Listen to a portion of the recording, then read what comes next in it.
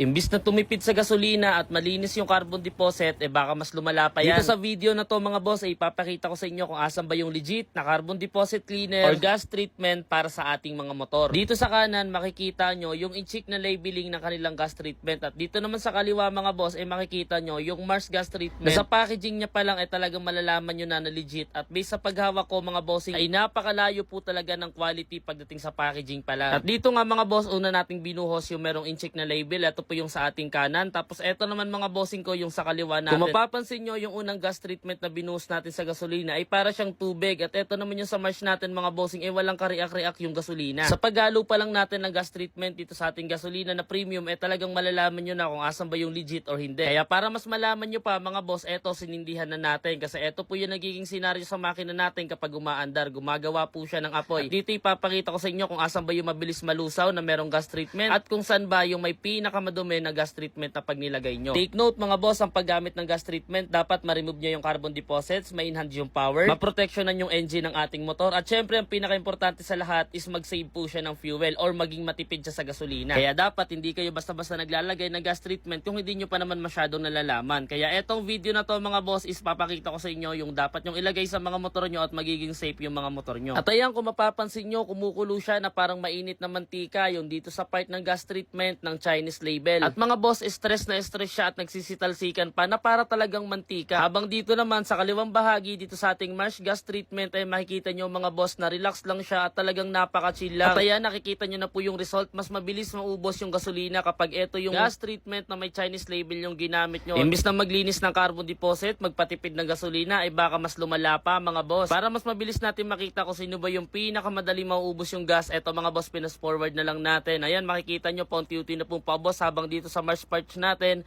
ayan, napakadami pa rin ng gasolina at hindi siya pumuputok-putok. Kumukulo na parang mainit na mantika tulad netong sa right side. At ayan mga bossing, naubos na yung dito sa may Chinese label natin at habang dito sa Mars natin, napakadami pa rin at napaka-relax pa rin ng kanyang apoy. Dahil nga sa medyo madami-dami pa yung natira dito na gasolina, ayan mga boss, pinatay na lang natin tong apoy at para mapakita ko sa inyo kung gaano ba kaganda gamitin itong Mars. At ayan na mga boss, yung resulta, kita nyo naman dyan, namumuo na carbon, tapos ayan, may sunog-sunog pa. Ayan, makikita nyo, buo-buo yan mga boss, dito yan sa ating incheck na label. Tapos eto naman yung sa Mars natin, kitang-kita nyo, napakalinis. May tira pang gasolina at meron pang tirang protection galing sa gas treatment. Kaya mga bossing, alam nyo na kung ano yung dapat nyong i-check out. Ilalagay ko na lang po itong Mars gas treatment dyan sa ating yellow basket. Wala na kayong ibang i-check out ha pagdating sa gas treatment. Etong Mars gas treatment lang mga boss. Kaya i-click nyo na lang sa yellow basket ang pag-check out. Ride safe!